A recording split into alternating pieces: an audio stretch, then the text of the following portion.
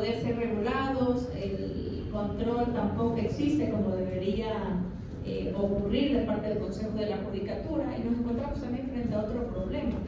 Es verdad que la ley debe tener los límites, cuándo se admite y cuándo no se admite una acción de protección, se me ocurre. Pero sí hay los precedentes pues, de la Corte Constitucional. Entonces, los jueces hacen caso omiso, se hacen los ciegos frente a estos precedentes. O sea, son precedentes que deben ser conocidos por los jueces, deben ser aplicados en sus consideraciones, en sus sentencias, pero esto no ocurre. Entonces, ¿qué más hacer? Yo estoy de acuerdo que los jueces, todos los jueces deben conocer materia de derechos fundamentales. Mucho más allá de ir a aplicar lo que estrictamente dice la ley, deben ampliar también su decisión en cuanto a la aplicación de estos derechos fundamentales. Pero no hay la herramienta necesaria por parte del Consejo de la Judicatura, que es la capacitación. Existe omisión por parte de los judiciales de hacer caso omiso a las sentencias de la Corte Constitucional, que son de obligatorio cumplimiento y aplicación. ¿Qué más se puede hacer? O sea, ¿qué más se puede aplicar para garantizar una verdadera justicia constitucional en este país? Gracias. Yo creo que ustedes tienen a mano una herramienta básica y fundamental. Ustedes tienen la posibilidad de incorporar en esa reforma, no sé exactamente cómo podría hacerse, creo que supongo que alguien, miembro de la comisión o algún asambleísta debería recogerlo, plantearlo, pero tienen a mano la posibilidad de incluir una disposición general o una disposición transitoria en el proyecto de ley que están aprobando, para disponer que las instituciones a cargo, o sea, la Corte Constitucional y el Consejo de la Judicatura, realicen a su territorio un proceso de capacitación. Y les voy a explicar que no es necesario para esos recursos, no existen. La Corte Constitucional tiene un centro de formación académica, que hace estudios, que hace análisis, que publica libros, que hace podcasts, que hace foros, y que puede facilitar y puede ayudar con su contingente académico la necesaria capacitación. Y el Consejo de la Judicatura tiene una escuela judicial.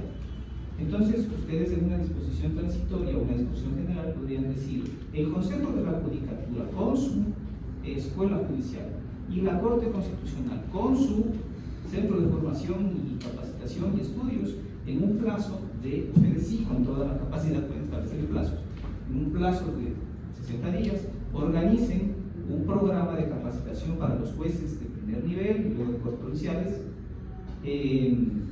que permita la armonización de los criterios desarrollados para la regulación de las garantías que ustedes mismos van a aprobar en su propia ley, en su propia reforma. Y me parece que esto es una cosa que ayudaría muchísimo a la capacitación. Y si quieren, póngale un ingrediente adicional: oblíguenles a que cada año tengan que hacerse procesos de capacitación continua donde dialoguen la Escuela de la Función Judicial y la Justicia Ordinaria y el Centro de Capacitación Judicial y la Justicia Constitucional, para que esto tenga mayor nivel de penetración en la cultura jurídica de todos los operadores. Punto 1.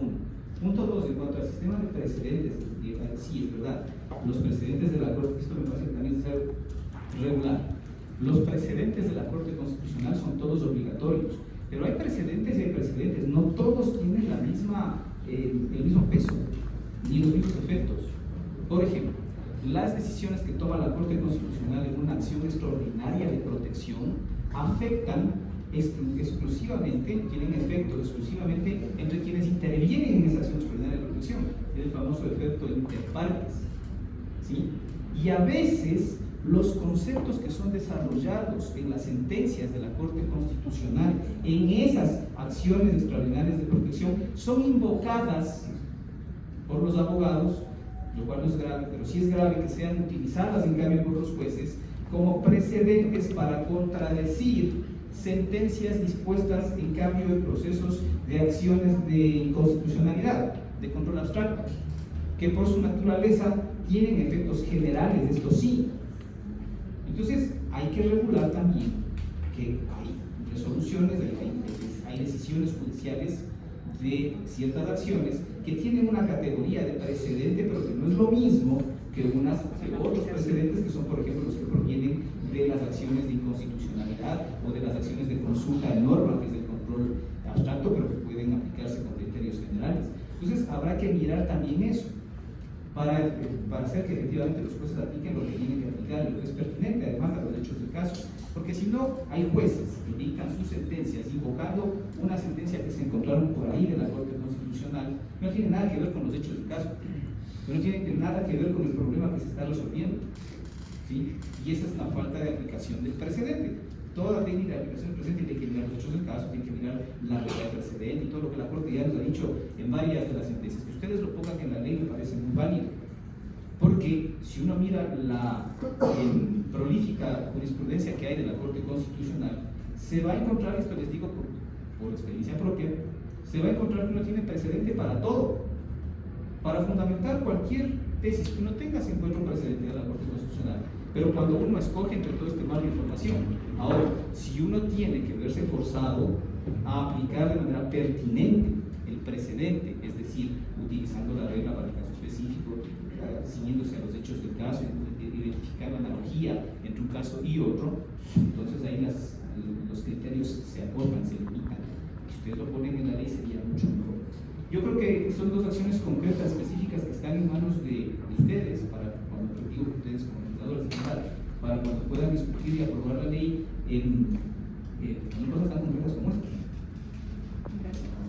Sí,